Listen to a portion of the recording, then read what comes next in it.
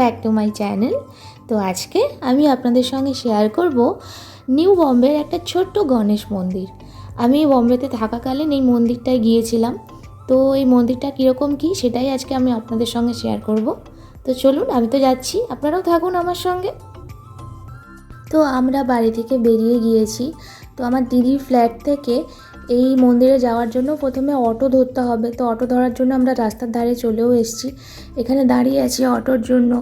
আর চারপাশে ফ্ল্যাটগুলো দেখুন কি সুন্দর টুনি বাল্ব দিয়ে সাজানো। আমরা যে সময়টা গিয়েছিলাম বা আমি যেই সময় বোম্বেতে ছিলাম সেই সময়টা কালী পুজোর সময় ছিল, মানে দীপাবলি চলছিল। তো ওই জন্য ফ্ল্যাটগুলো এত সুন্দর রং বেরঙের আলো দিয়ে সাজানো হয়ে আছে। আর ওই পাশে দেখুন একটা অটো দাঁড়িয়েছিল, ওই অটোওয়ালাকে হাত দেখিয়ে ডাকলাম, তো ওই অটোওয়ালাই আসছে। আমরা ওই অটোতেই উঠবো আর ওই অটোতেই আমরা এবার সেই ছোট্ট গণেশ মন্দিরে যাব। তো এই মন্দিরটি হলো জুঁইনগর। জুঁইনগর হচ্ছে নেরুলের পরের স্টেশন জুঁইনগর। তো সেই জুঁইনগরেই আমরা এখন যাব।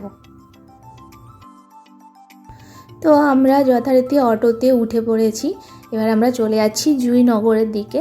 তো এই মন্দিরটির নাম হলো স্বয়ংভূ শ্রী গণেশ মন্দির।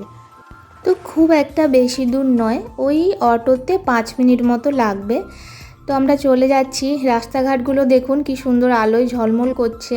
আমি প্রথমেই বলেছি যে আমি যে টাইমে গিয়েছিলাম ওটা দীপাবলির সময় ছিল, তো সেই জন্য চারপাশটা দেখতে আরও সুন্দর লাগছে।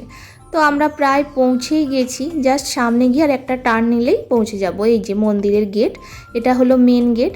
এখানে ফার্স্টে ঢুকতে হবে, এখান থেকে সোজা আমরা গিয়ে দাঁড়াবো মন্দিরের সামনে বা মন্দিরের গেটের সামনে।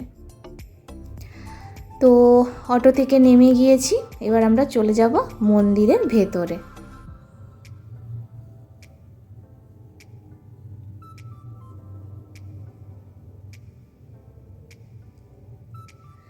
এখানে দেখুন একটা ছোট্ট বিড়াল বাচ্চা বসে আছে, কি সুন্দর।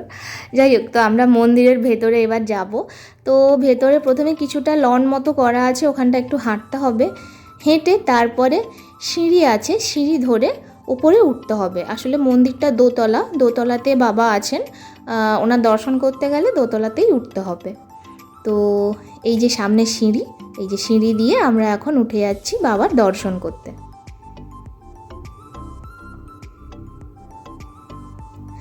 তো মন্দিরে উঠেই সবার আগে মুশিক বাবার দর্শন হয়ে গেল, উনি বসে আছেন। তো আসুন এবারে বাবার দর্শন করাই আপনাদের।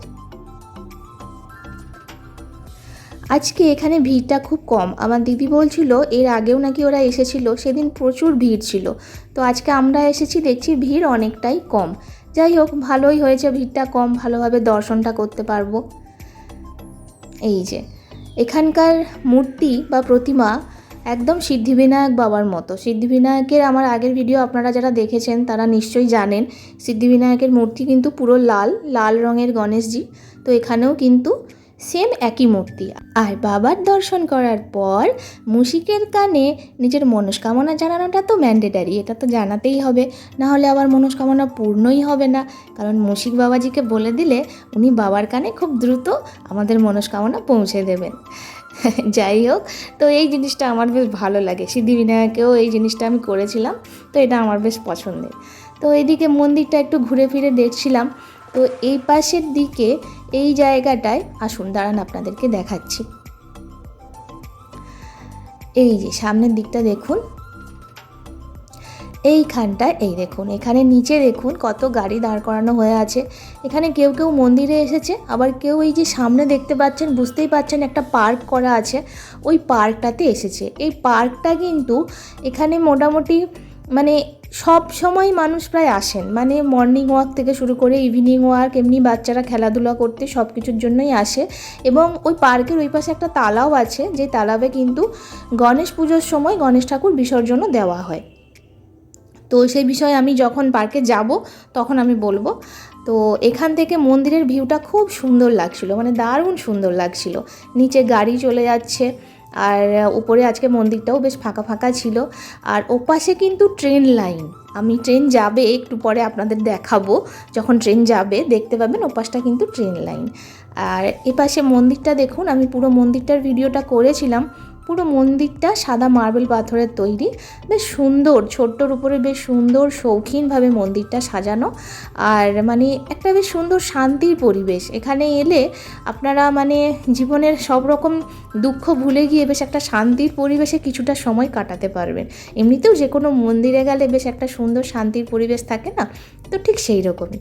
আর এখানে আরেকটা জিনিস একটু লক্ষ্য করে দেখলেন কি, বাবার প্রতিমার বেদির নিচেই কিন্তু ফোনপের স্ক্যানার দেওয়া হয়ে আছে।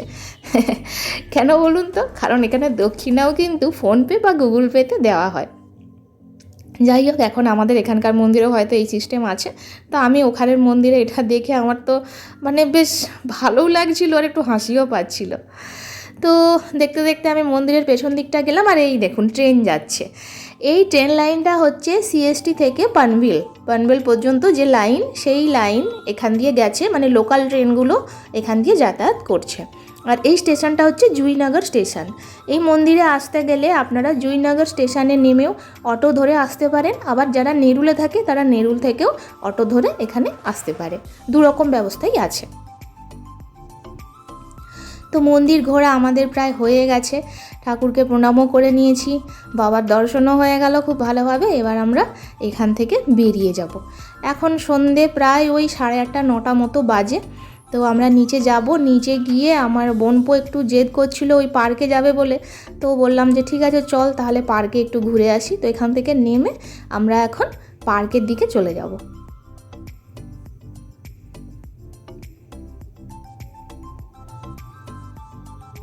আর এই মন্দিরের এই যে বাঁ দিকে একটা হল আছে, এই হলটাতে সাংস্কৃতিক অনুষ্ঠান হয় বা আপনার মন্দিরেরই কোনো অনুষ্ঠান বা প্রোগ্রাম কিছু হলে ওই হলটাতে হয়ে থাকে। এবং অন্যান্য অনুষ্ঠানের জন্য আপনি যদি নিতে চান তাহলে আপনাকে হলটা আগের থেকে বুক করতে হবে, বুক করে তারপরে আপনি হলটা নিতে পারবেন। তো আমরা যথারীতি মন্দির থেকে বেরিয়ে গেছি। মন্দিরের গেটটা দেখুন কি সুন্দর না? বেশ ভালো লাগছে, জায়গাটা খুব সুন্দর, বেশ শান্তির পরিবেশ, নিরিবিলি, অত মানে লোকজনের ভিড় নেই। আর সামনে নিচে এই যে গাড়িগুলো যাচ্ছে বা ওপাশে ট্রেন যাচ্ছে, এত কিছুর মধ্যেও কিন্তু বেশ একটা শান্তির পরিবেশ ছিল যতক্ষণ মন্দিরের মধ্যে ছিলাম।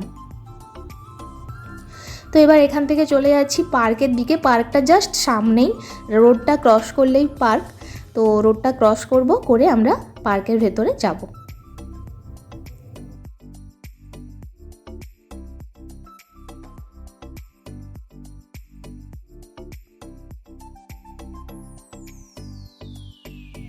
তো আমরা রাস্তা পার হয়ে গিয়েছি, এই যে পার্কের গেট সামনে। এবার এখান থেকে পার্কের ভেতরে যাব।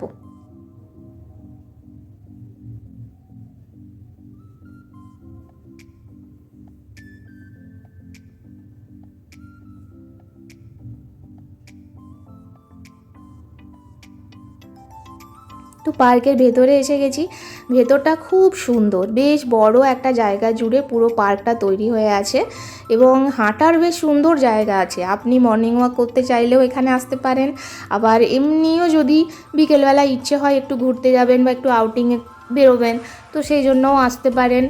এছাড়াও যে কোনো সময় টাইম পাস করার জন্য জায়গাটা কিন্তু খুবই ভালো এবং বাচ্চাদের জন্য তো খুবই আকর্ষণীয় জায়গা। তার কারণ এখানে দেখুন এই যে বাচ্চাদের অনেক কিছু জিনিস আছে, মানে বাচ্চাদের এনজয় করার জন্য অনেক কিছু আছে।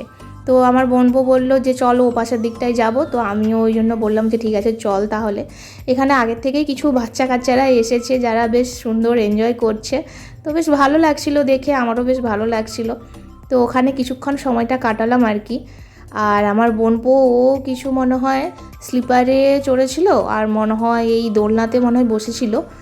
তো হ্যাঁ, এই যে ও স্লিপারে চড়েছিল আর দোলনাতেও বসেছিল, তো ওইগুলোই করছিল আর আমি সেই ফাঁকে একটু ভিডিও বানিয়ে নিচ্ছিলাম আর কি।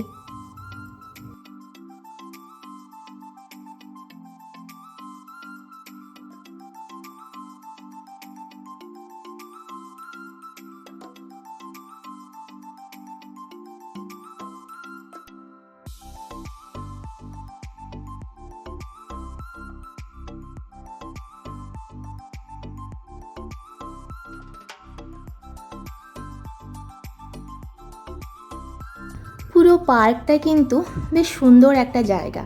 আপনি এখানে বসে গল্প করতে পারেন, বা কখনো যদি মন খারাপ হয় এই জায়গাটায় এসে কিছুক্ষণ বসে নিজের মনটা ভালো করে নিতে পারেন। আর এই যে আমি এখন এগিয়ে যাচ্ছি, সামনে যে একটা ছোট্ট পুকুরের মতো দেখতে পাচ্ছেন, তো এরা তালাব বলে এটাকে। তো এই তালাবটাতে গণেশ ঠাকুর বিসর্জন হয়। যখন এখানে গণেশ পুজো হয় তখন যে বাড়ির প্রতিমাগুলো হয় ছোট ছোট, সেই বাড়ির প্রতিমা বা কিছু প্যান্ডেল করেও প্রতিমা হয়, সেগুলো কিন্তু এই তালাবেই কিন্তু বিসর্জন দিতে আসে এরা। তো জায়গাটা বেশ সুন্দর, মানে তালাবটা বেশ সুন্দর। আর মানে বেশ, আমি যখন ওখানটায় দাঁড়িয়েছিলাম বেশ ঠান্ডা ঠান্ডা হাওয়া দিচ্ছিল। আর সামনে এই যে এখানে রেল স্টেশনটা তো আছে, আপনাদেরকে বললাম এখানে প্রায় ঘন ঘন ট্রেন যাচ্ছে, মানে ওই ধরুন 1 মিনিট 2 মিনিট ছাড়াই একটা করে করে ট্রেন আপনি দেখতে পাবেন।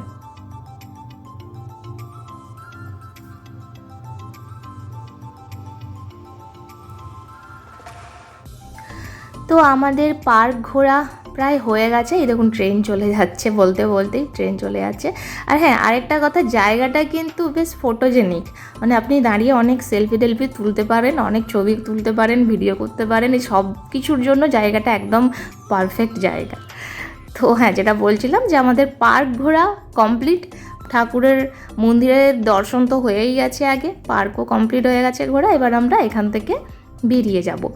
তো আমরা যেহেতু রাত্রে এসেছিলাম, তো আমরা এইভাবে প্ল্যান করেই এসেছিলাম যে মন্দিরে যাব আর একটু পার্কে ঘুরবো, আর তারপরে রাত্রে ডিনার করব, করে বাড়ি চলে যাব। তো আমরা এখন এখান থেকে বেরিয়ে যাচ্ছি, রাত্রে ডিনার করব, করে তারপর বাড়ি চলে যাব।